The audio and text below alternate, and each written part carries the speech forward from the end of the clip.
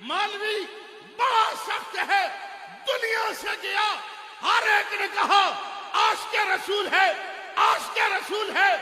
جتنے جنازے میں آئے تھے اگر اس سے آتے بھی خادم حسین رضوی کو ووٹ دے دیتے، اللہ کی قسم آج فلسطین بیت المقدس آزاد ہوتا۔ اس لیے کہ جہاد کرنے کے لیے اسلحوں کی نہیں غیرت کی ضرورت ہوتی ہے۔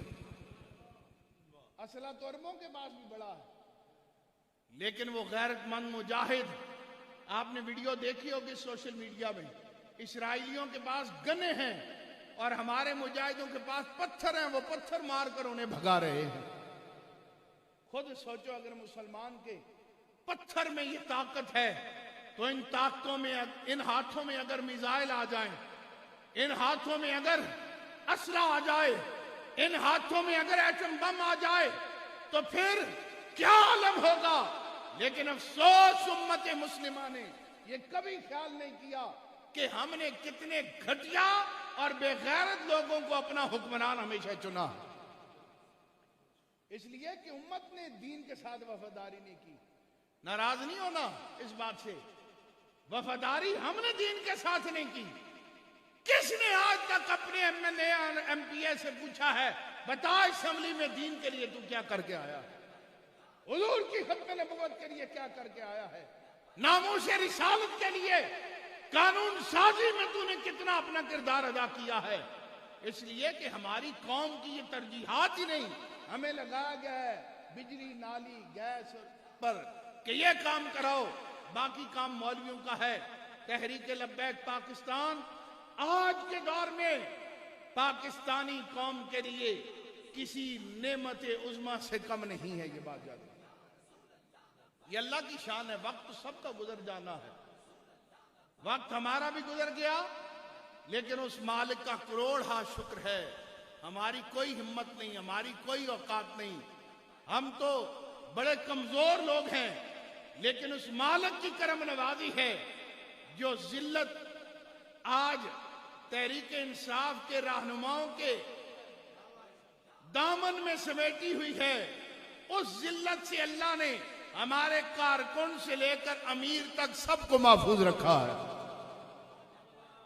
ہمارے ایک بندے نے بھی پریس کانفرنس نہیں کی، ہائے ہم سعد رضوی سے لا تعلقی کی اختیار کرتے ہیں۔ اس لیے یہ بات یاد رکھنا، لوگ جانیں دیتے ہیں تو حضور کے نام پر دیتے ہیں۔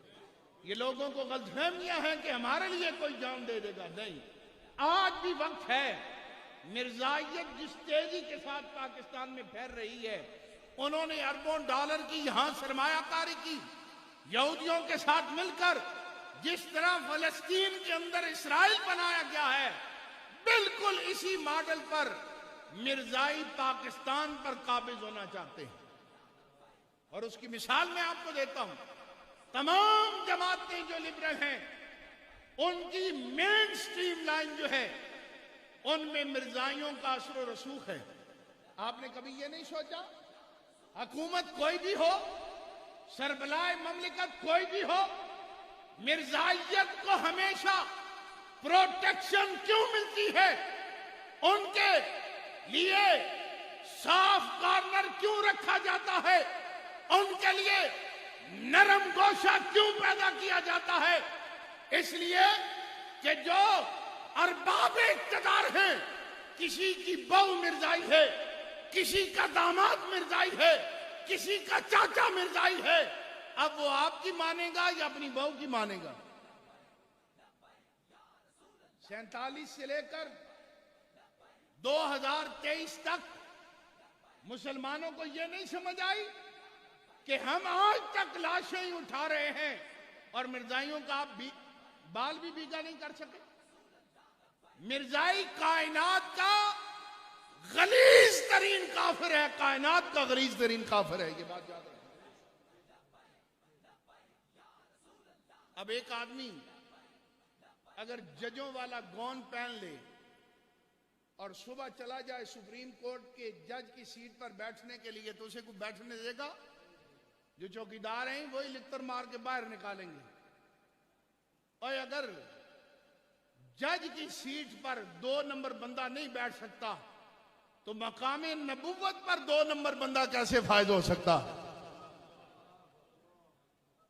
ایک ہے سچو 2 نمبر قبول نہیں، اور ہمیں کہتے ہیں 2 نمبر نبی قبول کر لے، یہ نہیں ہو سکتا۔ ووٹ ایک بھی نہ ملے لیکن ختم نبوت کے نعرے سے ہم غداری نہیں کر سکتے، یہ بات یاد رکھنا۔ یہ دنیا تو زندہ آباد، زندہ زندہ، یہ زندگی فانی ہے، ہر ایک نے اس دنیا سے جانا ہے، بڑے بڑے لوگ بھی چلے گئے، لیکن یہ بات یاد رکھنا، جانے کے بعد نام انہی کا زندہ رہتا ہے جو دامن مصطفیٰ سے وابستہ ہو جاتے ہیں۔ پہلی مثالیں نہیں دیتا چونکہ پھر آپ کو لوگ کہتے ہیں مولوی نے 14 صدیاں پہلے کی بات کی ہے، وہ تو صحابہ تھے، حضور کی بات تھے۔ چلو ہم اسی دور کی بات کر لیتے ہیں۔ پاکستان میں 2 جنازے ہماری آنکھوں کے سامنے گزرے۔ ایک جنازہ ہوا سابقہ صدر پاکستان اور اس کا نام تھا ممنون حسین، 5 سال صدر رہا، اور پاکستان میں آئینی طور پر صدر کا عہدہ جو ہے وہ سب سے بڑا ہے، اس سے بڑا کوئی عہدہ نہیں۔ مر گیا ممنون حسین تو جنازہ کتنے بندوں نے پڑھا؟ یہ ایدیال ہے، قوم ہماری کو پتہ ہی نہیں، اسی لیے تو 5 سال بعد پھر وہ لوگ پھر نئے جال کے ساتھ آ جاتے ہیں۔ 7 بندوں نے جنازہ پڑھا۔ کتنے بندوں نے؟ 7 بندوں نے ممنون حسین کا جنازہ پڑھا، رشتہ دار بھی نہیں آئے۔ صدر پاکستان تھا اور ایک معمولی کانسٹیبل تھا، معمولی، جس کا نام ممتاز حسین قادری ہے، جس کا جنازہ 60 لاکھ بندوں نے پڑھا ہے۔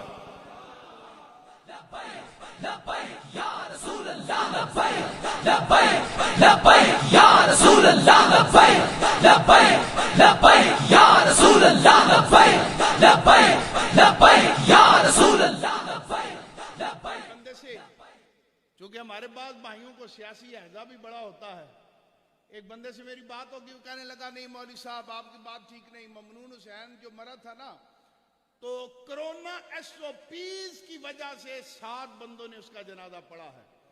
میں نے کہا بریانی کھا کھا کر شاید آپ کے دماغ پر کوئی اثر ہوا ہو، ہمارا دماغ حاضر ہے۔ میں نے کہا زیادہ دور نہیں جاتے، تاریخ اٹھا کر دیکھ لو، ممنون حسین جب مرا کرونا جا چکا تھا، بازار کھل گئے، طیارے چل پڑے، بسیں چل پڑی، سکول کھل گئے، کالج کھل گئے، یونیورسٹیاں کھل گئیں، کرونے کا خوف ختم ہو گیا، لیکن صدر پاکستان مرتا ہے، جنازہ 7 بندے پڑھتے ہیں۔ میں نے کہا ممتاز قادری کو چھوڑ دے، وہ کرونا سے پہلے کی بات ہے۔ میں تجھے ایک اور بات بتاتا ہوں، کرونا آ رہا تھا، مسجدیں بند تھی، مدینہ طیبہ بند ہے، بیت اللہ بند ہے، ہسپتال بند ہیں، سکول بند ہیں، کالج بند ہیں، بازار بند ہیں، بسیں بند ہیں۔ ایسے میں اعلان ہوتا ہے حضور کا ایک سپاہی ہے، ختم نبوت کا مجاہد ہے، جس کا نام علامہ خادم حسین رضوی ہے، وہ دنیا سے چلا گیا۔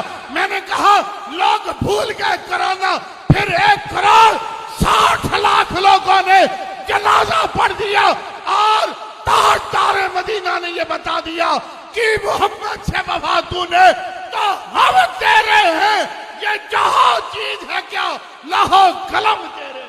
رسول اللہ، لبیک لبیک لبیک یا رسول اللہ، لبیک لبیک لبیک یا رسول اللہ، لبیک لبیک لبیک یا رسول اللہ، لبیک لبیک لبیک یا رسول اللہ، لبیک۔ اس لیے عزت وہ ہے جو جانے کے بعد دنیا یاد کرے۔ سامنے تو لوگ یزید کے بھی قصیدے پڑھتے تھے، سامنے تو ہر گنڈے بدماش کے لوگ قصیدے پڑھتے ہیں، ماشاءاللہ آپ بڑے اچھے ہیں، لیکن قبلہ امیر المجاہدین دنیا سے گئے، جنازہ بھی باکمال، سوئم بھی باکمال، عرس بھی باکمال، اور پھر اب عرس آ رہا ہے 19، 20، 21 اکتوبر۔ انشاءاللہ پاکستان کے کونے کونے سے حضور کے غلام اس شخص کو خراج عقیدت پیش کرنے کے لیے جائیں گے.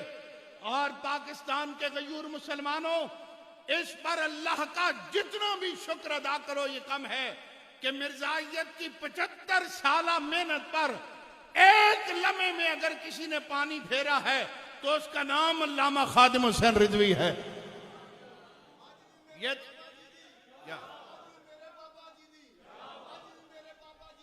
یہ حلف نامے میں تبدیلی کروا کر پھر مرزائیوں کو جو غیر مسلم قرار دیا گیا ہے اس شرک کو ختم کرنا چاہتے تھے.